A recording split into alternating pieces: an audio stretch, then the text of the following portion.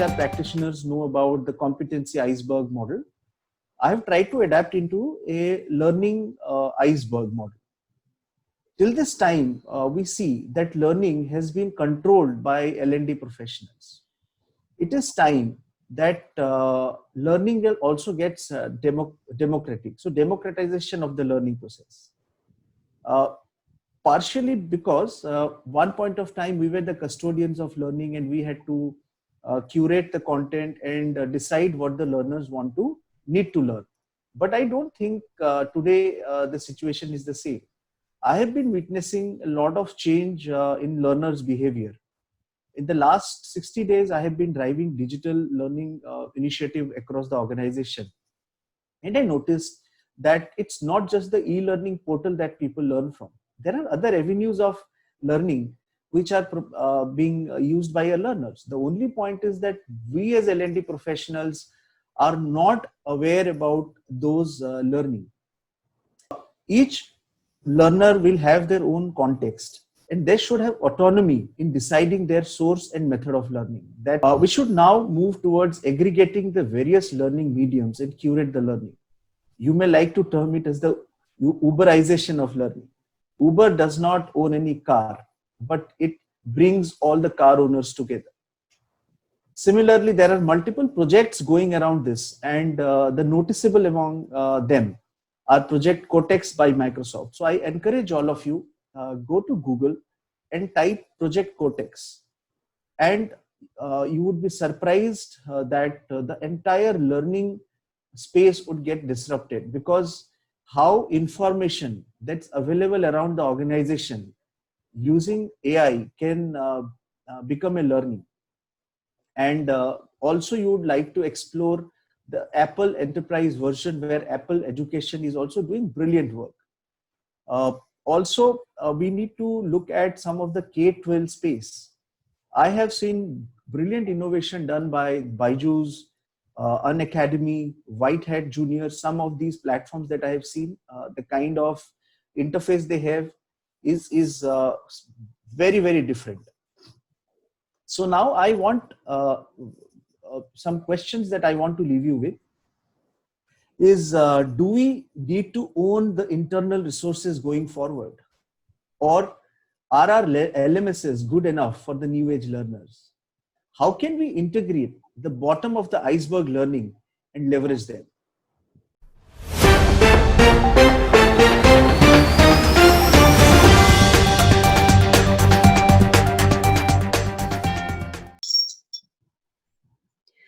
I also feel that some part of the current learning skills, or current skills that we have, if you can find some relevance from your current skill to the adjacencies on, the entire repository that we have, if something relevant, it definitely is helpful in getting a jump start, right? For example, how do we build new muscles, whether it is within HR or different verticals in HR, and maybe outside HR as well.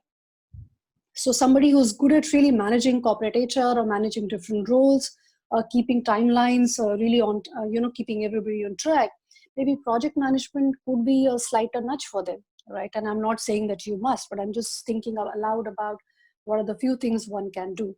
And this also depends on how far each of us is willing to stretch.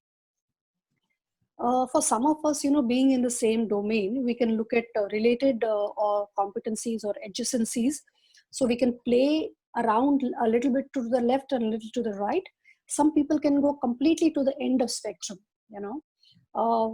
playing a little bit to the left and right. For example, you saw recently that so many liquor organizations, they started producing sanitizers and disinfectants, for example, right?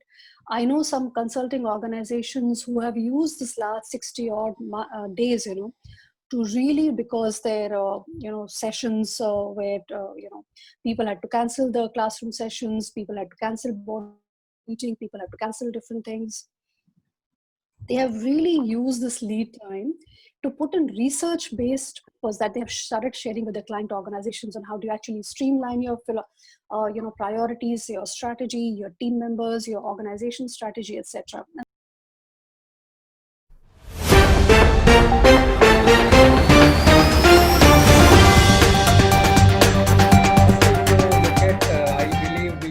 very exciting phase of learning, because we have 4 generations of people working at the same time.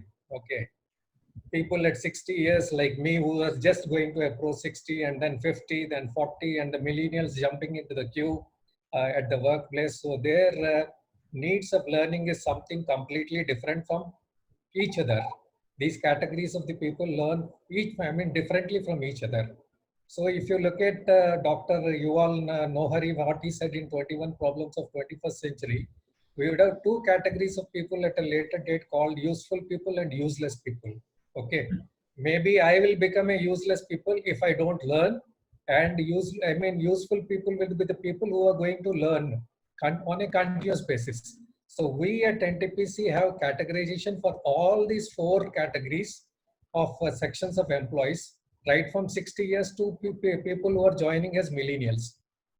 It cannot be the same, isn't it? See, the millennials would like a burger. Maybe I only like Rajma Chawal, like that. So we have catered it like that, and then our planned interventions are there to take care of this. And we have identified people in high potential people, and then we have a 10x leaders program for young people to take up these responsibilities. So their inputs are quite different from the people who are at the age of 40, 50, like that. And for the people who are young, we are on emerging technologies, because they have to take up the organization to the next level, and then they have to continue learning the new things. That is why we have programs on emerging technologies like hydrogen, electric vehicles, battery storage, which are all the in things. So as I said, it's a blended learning classroom online webinar based on the categorization of the people. And we have a built in-house e-learning portal called eGuru, on which you can access it in anywhere. It's a web-based one. You can access it from anywhere. But the greatest thing which we have dished out is for the Gen X people, that in 2017, when we found that they would love to learn at their convenience, at their bed or in their office, whatever they feel like, we have rolled out Harvard Manage Mentor, and 6,000 people got enrolled, and the success rate is around 93%. Similarly, GPA Learn, General Physics, 1,000 people, and then everybody is completing on its course. SHRM, again, 200 licenses. So we use, as I said, a mix of case study, OBT, experiential, and then we have, for these millennials, we have added virtual learning, augmented reality, and mixed reality. These are certain things which we have done. If you look at before COVID, we also entered into this simulation exercise right from the beginning. See, in a typical power plant, if you are operating as a graduate engineer, on a year, you might only have 2, 3 malfunctions, maybe one in turbine and one in boiler, like that. But there can be 200 to 300 malfunctions which can be there across. So we have to make them learn about it to take care of the crisis. So crisis management has been inbuilt into our system for operation. That is why our operation excellencies are very high, and we are the #1 company, Platts global company, #1 in efficiency across the all power utilities. Then we have an early starter advantage. We didn't wait for the COVID to come, but maybe we were thinking that these things will disrupt.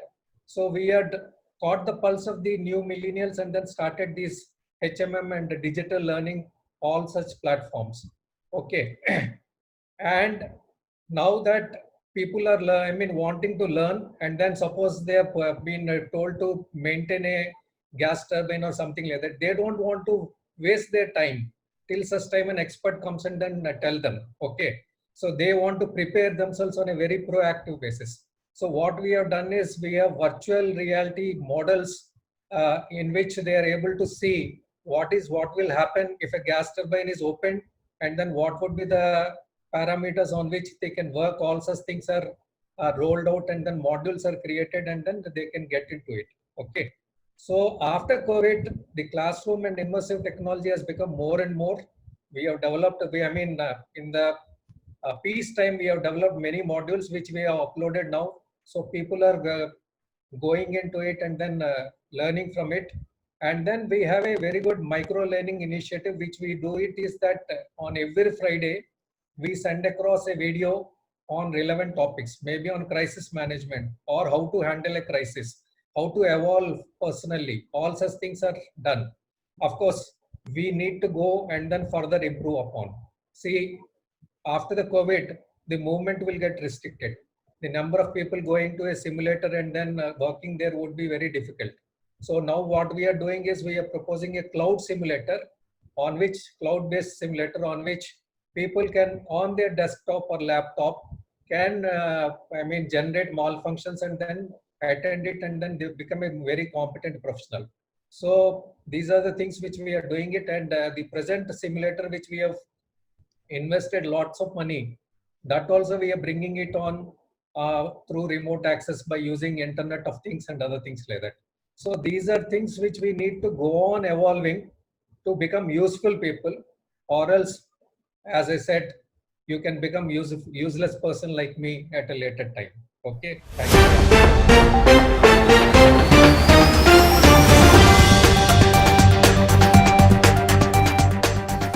I will quote a very good example of Mining Academy. This is a vision of Mr. Duggal, our CEO of Hindustan Zinc and now interim CEO of Vedanta Group of Companies.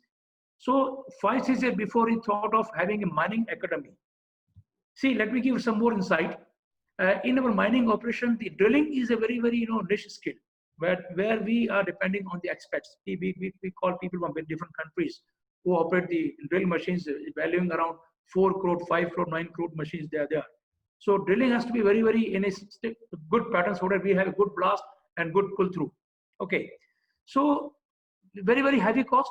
Managing an expert from other countries and India, it's very heavy cost to us.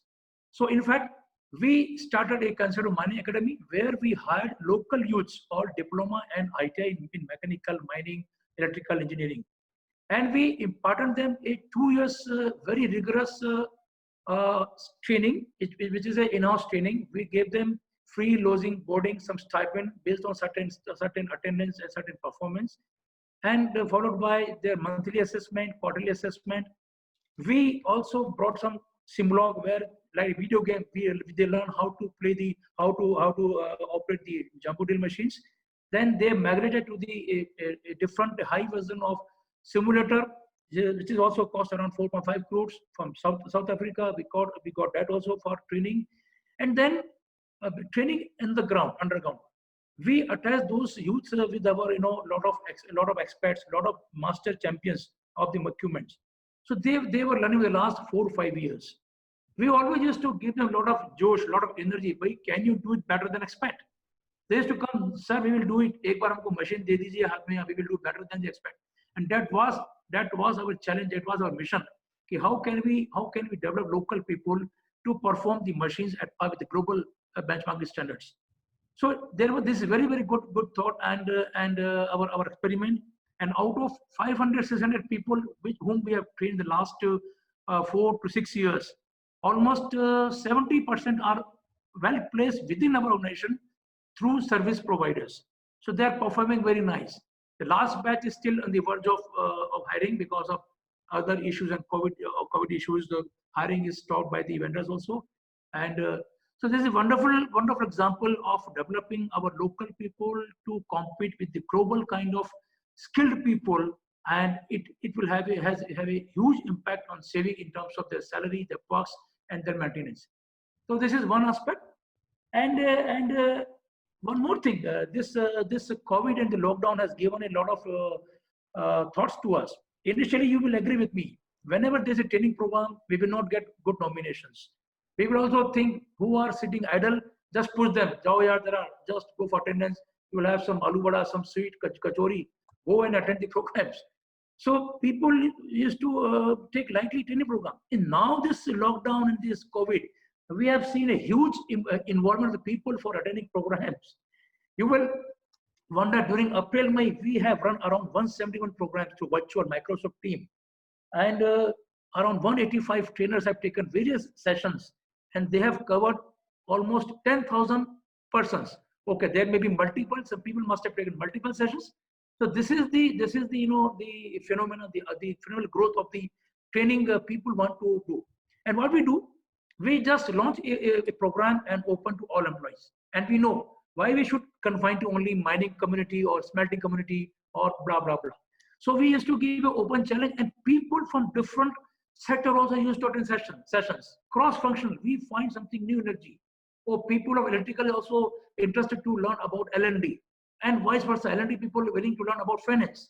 So a lot of cross-learning happening, and then these are all our internal faculties. I think we had around 185 internal trainers, SMEs, experts who took various sessions, and immediately after training we used to do the analysis, their assessment, and I am proud to say the average rating has stand at 4.2 on the scale of 5. So I think the time has given us a lot of opportunity to look differently, think differently, and always go with the open menu. Let anybody come, join, and learn with us. So these are the two good examples I like to quote, and a small one more example. See now, if we don't get local people, suppose in case, of course we don't have much problem in Rajasthan. Our laborers are local, 80% I told you, so they are hooked up with our company and they are well taken care of. They are working. But there is a scheme called NEEM. It's called National Employment Enhancement Mission of Modi government. So whenever there is a crisis, whenever we don't want to increase headcount or our salary per part, or we can always hire people who are under the scheme.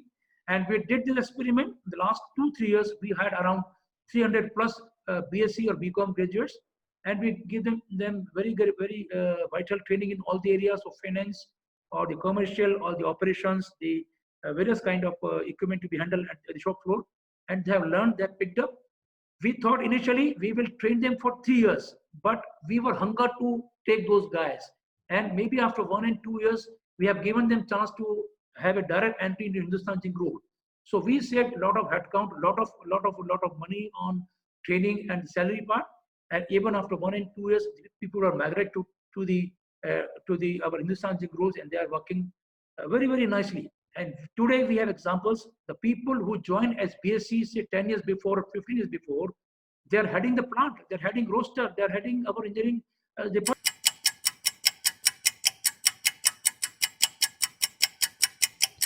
I think organizations have to be far more tolerant and patient with people, because when you start experimenting with new things, there will be failures, right?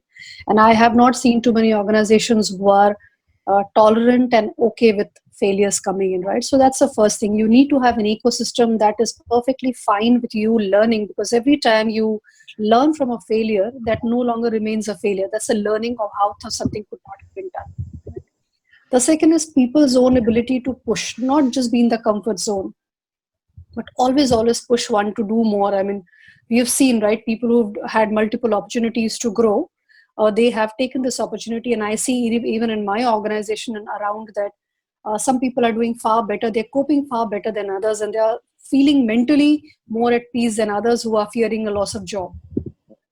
So that individual ability to push more, and organization's ability to accommodate and be okay with failures. Yeah. In fact, in some cases, this becomes very key to the employment value proposition itself.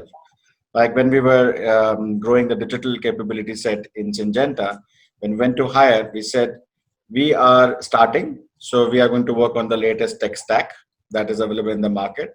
But at any point of time, if you want to develop yourself into any other tech stack or the latest one, which we are not working or don't have plans to work on, but you are interested in, we would still allow you to invest 20% of your time into that. So invest into it without knowing whether you will deploy it in our company or not. Absolutely fine.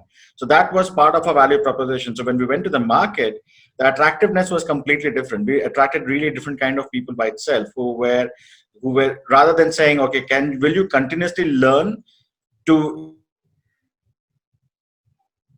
only for our organization, we went ahead and chose people who like to continuously learn anyways. And then we said, okay, fair enough. If we get those kind of people, eventually some part of it will be applicable to our context anyways, So it's interesting how you could look at it differently, and this would be different for different industries and contexts.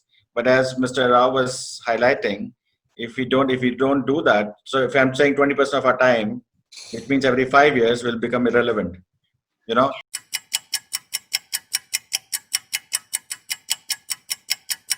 Uh, there was a time when knowledge was not freely available. Okay, and organizations had to create their own repository of learning and provide that repository to their employees.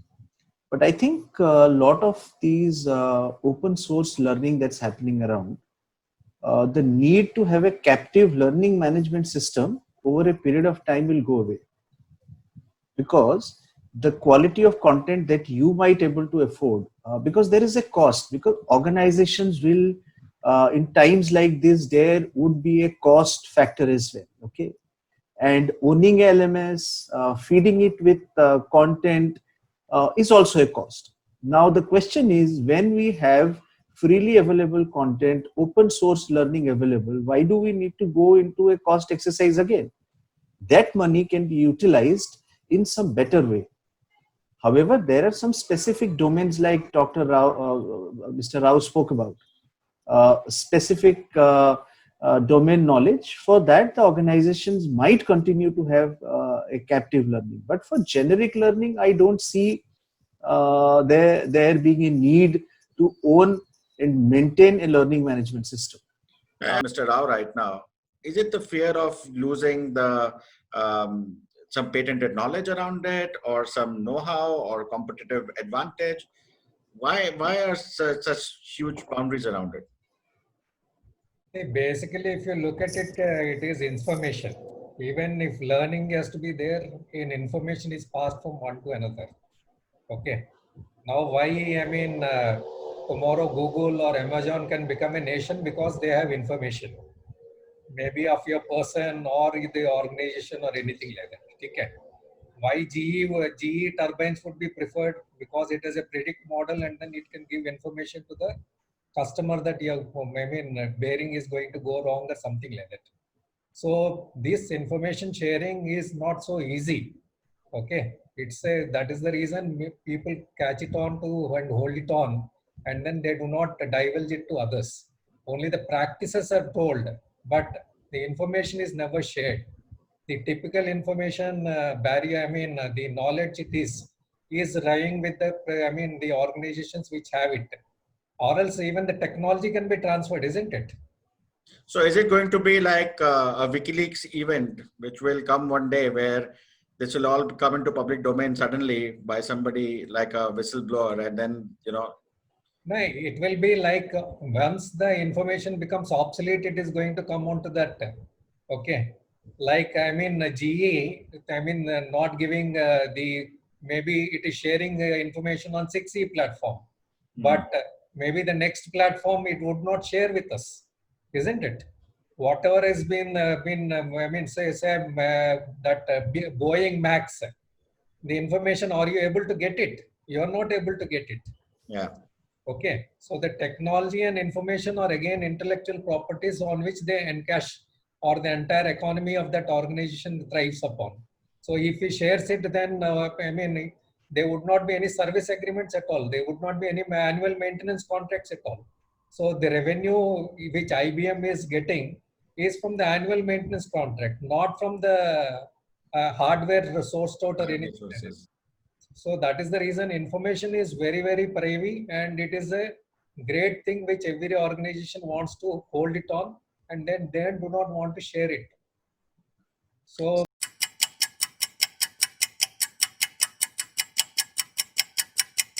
what should be the adequate? I would say it is 60-40 still, 60 to classroom and 40 to online. I don't think classroom would get entirely replaced.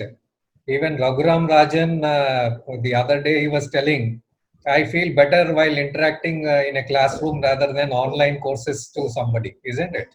So still it is going to stay, just like thermal is going to stay and then renewables are going to come. That 60-40 ratio would still continue, I believe, as of now. Maybe later it will become more and more predominantly online, but still 60-40 would still continue.